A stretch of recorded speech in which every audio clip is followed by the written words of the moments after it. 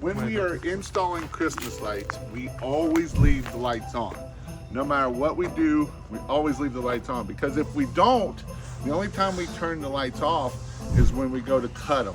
But once we cut it, we go right back on.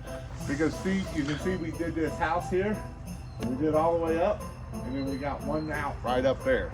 So now we got to go climb up here, and on a 12-12, at the very peak, they're always at the peak, they're never in the easy spot where you've got the ladder. We got to go back up there and turn that light back on. So this is why we always have the peak bulbs. We always leave the lights on. Unless we're cutting, the lights stay on, so then that way we always have them.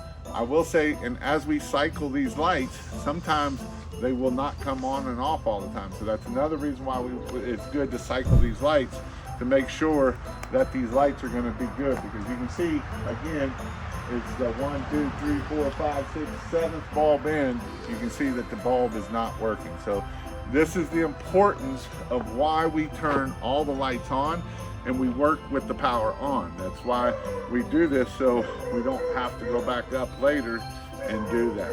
And so this is another reason at the end of the job, we always want to count every bulb. And the reason why we're counting every bulb is that way I'm having to look at every bulb as I come across there to make sure that I'm not just counting the bulb, but I'm making sure that it is powered. Because the last thing you want to do is you're an hour away from home and you get a call back saying, it looks great, but that one bulb up there is the bulb that is not working. And so that's why we want to do that for. So just make sure that you're counting the bulbs and running with the power on at all times.